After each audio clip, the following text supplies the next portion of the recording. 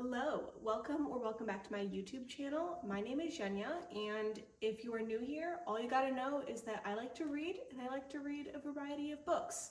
Another thing you must know is that I have quite a lot of unread books on my bookshelves, and I'm working very hard to get that number down. I started the year with, I think, 100 on my physical TBR, and now I'm somewhere around 64. So it's not going as fast as I would like. That is because I have a huge love for my library and I get a lot of books from the library. It's not necessarily that I've been buying new books. I would say at the very max, I've bought one book a month, but I read it immediately now. So in the spirit of reduction, today we are going to be reading short books that I own. I picked the shortest books that I have on my bookshelf because number one, I figured it would be a really great way to get through some of those books that I own. And number two, I have another video that I'm filming at the moment, but it's going to take me a lot longer to complete and upload than I anticipated. So we're gonna do this in the meantime. It's currently Friday and I'm hoping that I can knock out all 4 of these over the weekend. So let's go over the books really quick. Now, we are starting with Syla the Mink. I got this from a used bookstore, honestly, because the cover was so cute.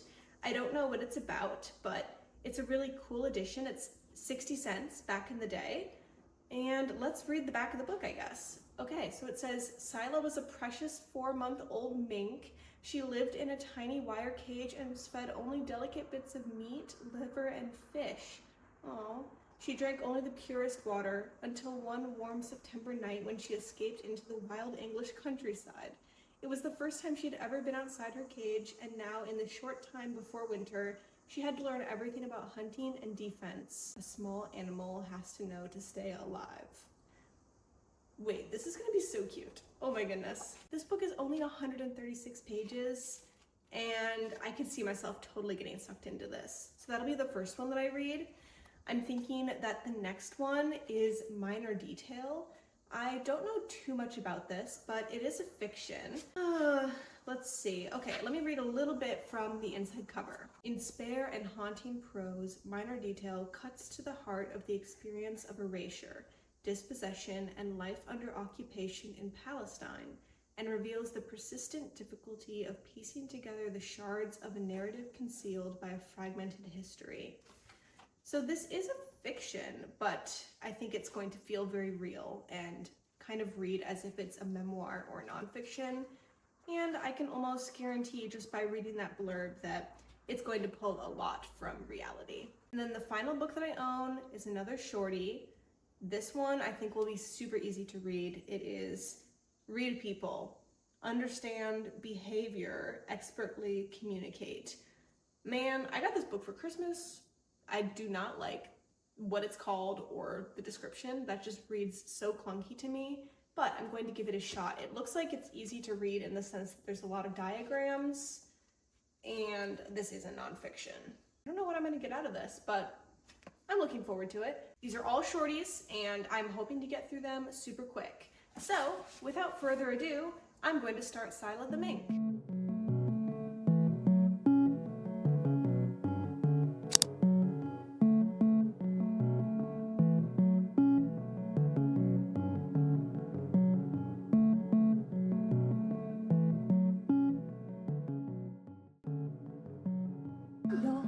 There is a Mink romance.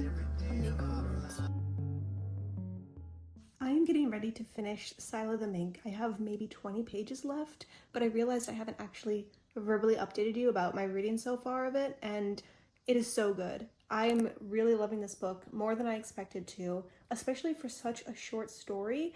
I didn't expect to feel so enraptured by Syla's journey, and I've been actually emotional with this book multiple times, and it is truly just like a love letter to nature. The writing is beautiful. I think that the author, you can tell that, who is the author?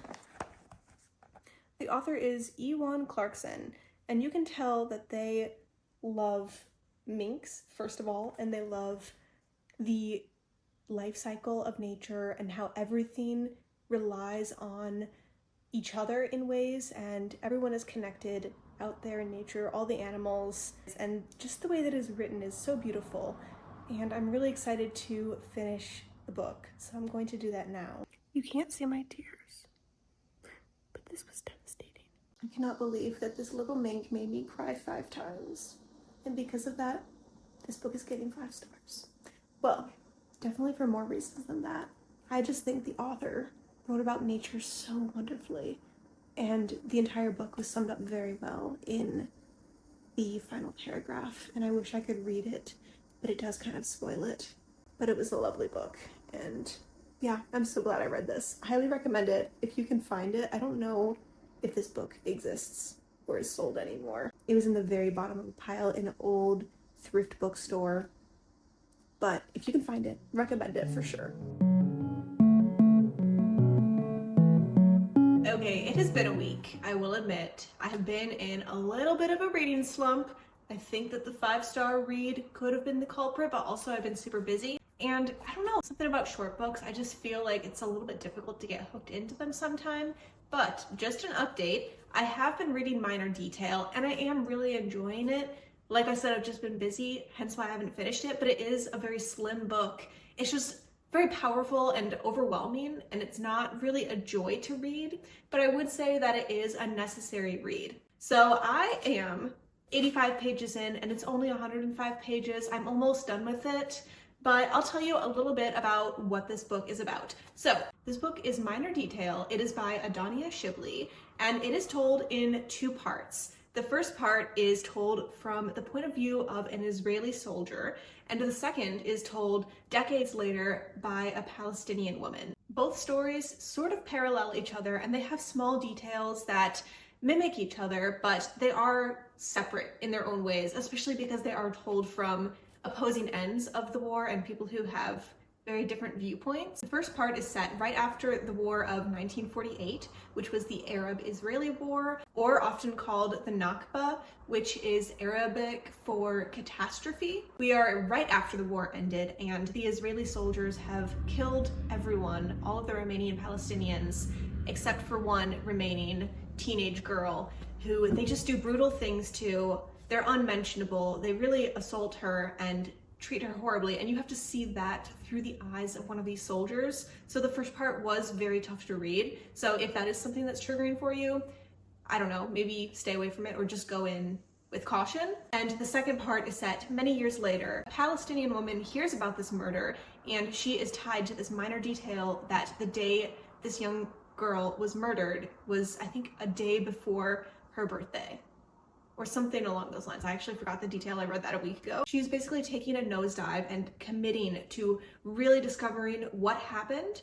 And it's kind of a way to talk about how there's so many minor details that happened in these wars, and so much can easily be forgotten and swept under the rug. But this woman feels a call to look into this catastrophe, and we're seeing her journey and all that she does to get to the bottom of the mystery that she is trying to get an answer on. So honestly, there's only like 20 pages left in this book, and I'm not really sure how it's going to get wrapped up, but I'm going to go ahead and read it now, and I'll let you know my thoughts afterwards.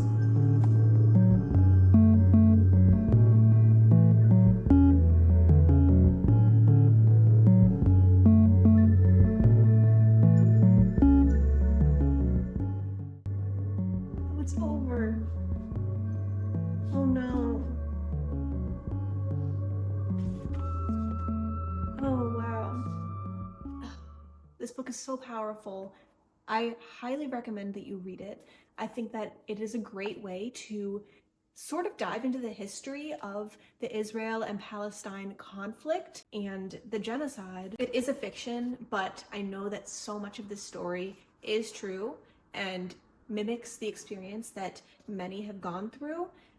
And wow, the author, I forgot to mention, she was born in Palestine in 1974, and the translator is Elizabeth Jacquet, and she did a wonderful job. I think that this book was written very well.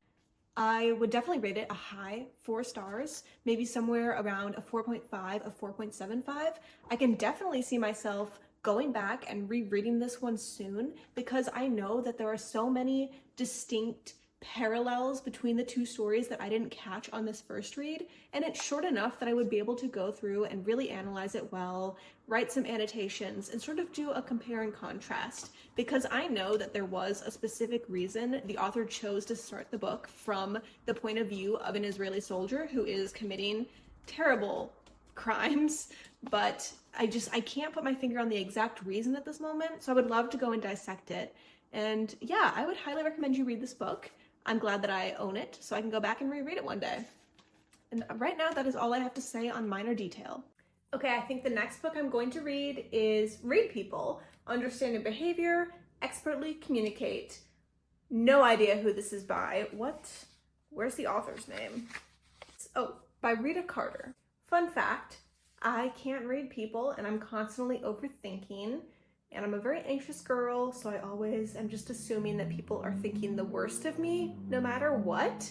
And I don't know, maybe this book can help me come to terms with why I think that way and probably tell me that I'm most of the time wrong. So I don't really have any expectations about this book. I got it as a gift, so that's all I know. And that's the last book of this video, I think.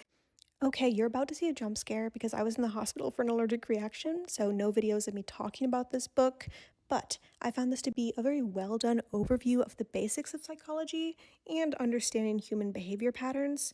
It's just a 160-page book, so we can only go so far, but what was covered seemed very well researched and it was fun to read about. I really loved all of the diagrams throughout the book, and that every chapter ended with recommendations for further reading on each subject. So I would recommend this book. And that's a wrap for this video, guys. Thank you so much for watching to this point, and I will see you in the next one. Bye!